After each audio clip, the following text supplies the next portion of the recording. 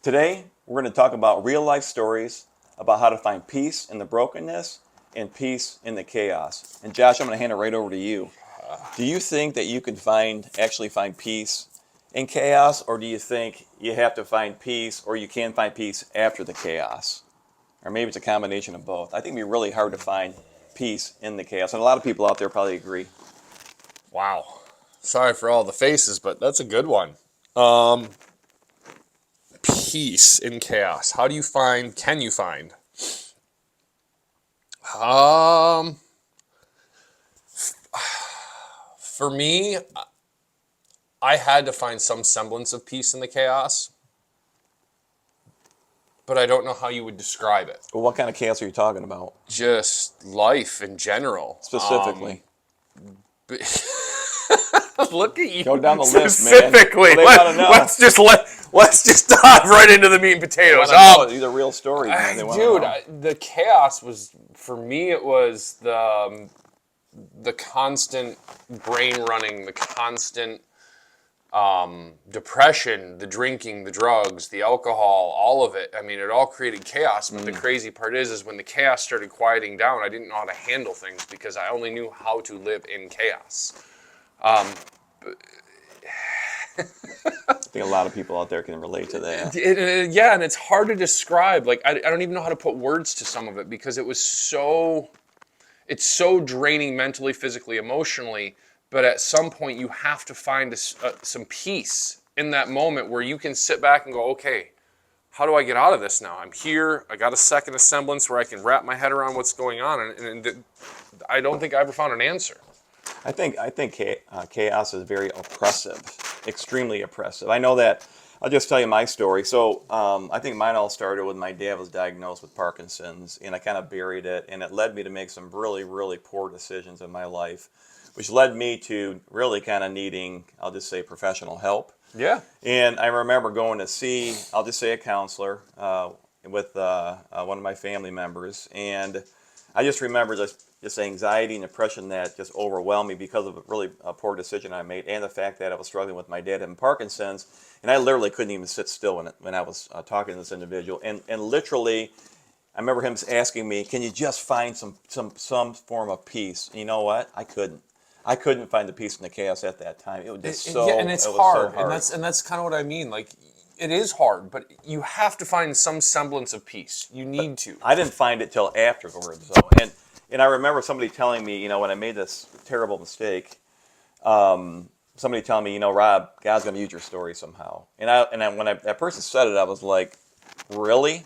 How is that going to happen? But let me tell you. So again, I had to get checked in for professional help, and I spent some time, actually a couple months, people kind of overseeing me to make sure that I was trying to pull out of my depression and anxiety. And when I got out of that situation, I remember other people who were going through the same thing where I could actually lean into and actually give them guidance and actually, and I'll just say literally save their life. I hate to bring this up, but one of my friends was actually suicidal at the time. And But you say you hate to bring it up, and that's the problem. That's kind of why we started this, right here.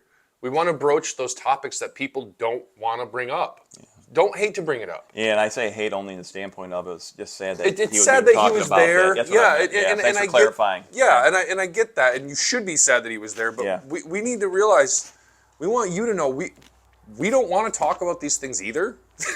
It's not fun bearing our souls to you, but at the same time, we're hoping that it helps. And that's what we want you to know, is we're just here trying to help. This gets back to using your brokenness to go help other people to find the light in the path. Yeah, absolutely. And that's what I love, is we're literally taking the ugly, disgusting parts of our life and trying to turn it into something beautiful for other people to see. Like, you're not alone in this. Yeah.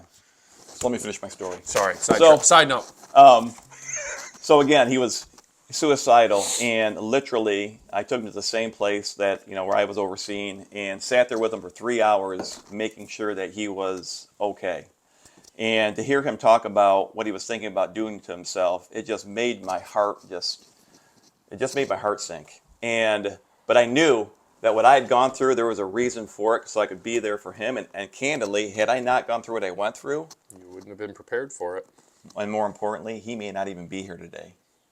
So Right. that's one example of how your brokenness, you can use it and find the beauty in it by going out and using it for someone else. You can be, your brokenness and your story can be the light for other people in your life. It may not happen right now, but man, I'm telling you, keep your eyes open. You will have opportunities to use your story to help other people get through life. And I know you've done it before. Yeah, absolutely.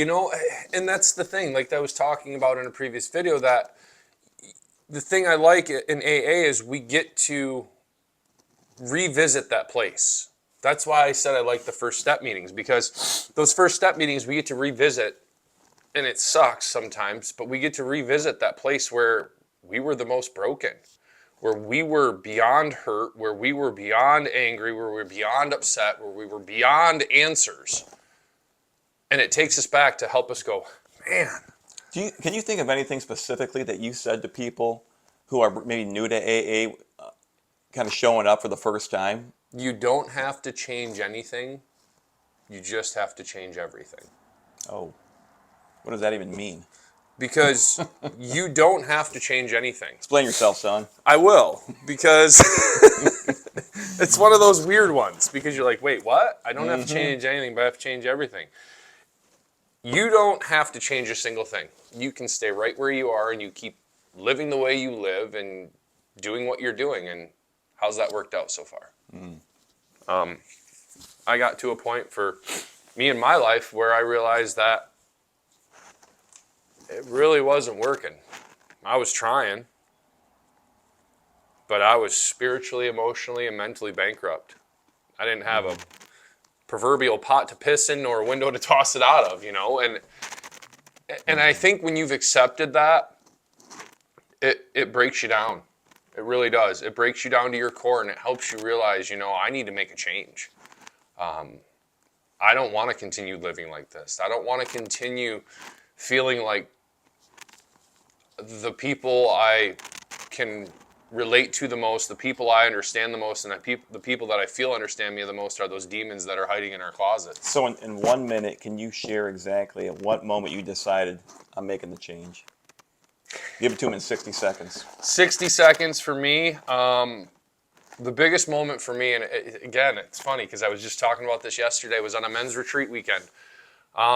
I was kind of forced to go do this, and there's a part in the weekend where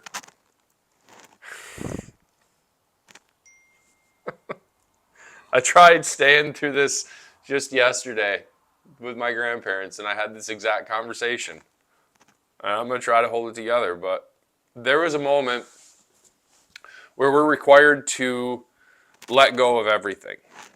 And I can tell you beyond a shadow of a doubt, the changing point in my relationship, not just with my walk with God, but my walk with myself, was that moment, because I had to do something that I'd never tried doing before, and I had to take some of my resentments and I had to nail them up on a cross.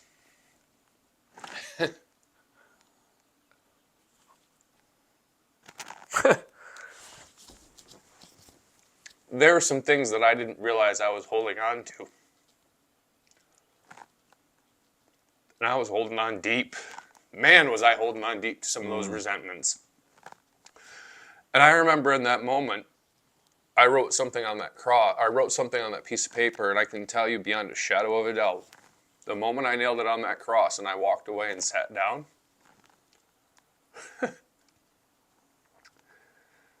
the only thing I can say is it had to be God, because I had a resentment in something that had been burdening me for 90% of my life.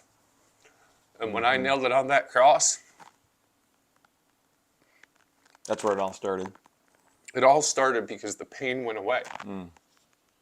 Pain that I had been feeling for a long time just gone. So that's something that hasn't come up yet. Our resentments can prevent us from actually going out and Our resentments sharing stop our us from story. growing.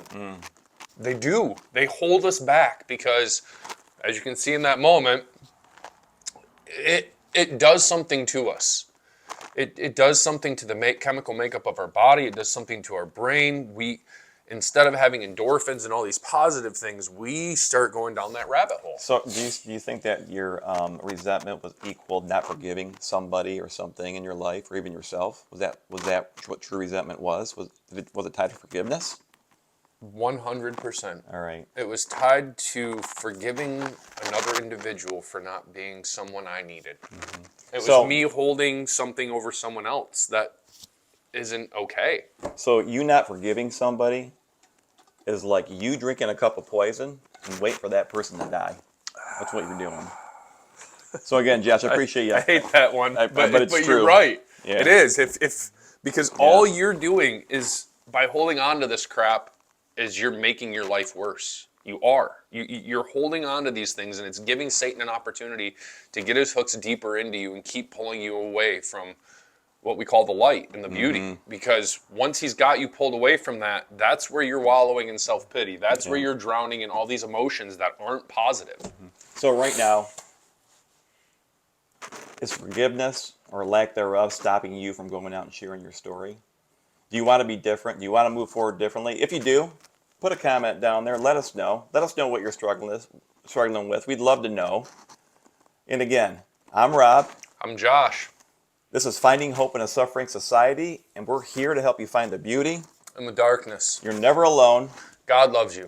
See you in the next video.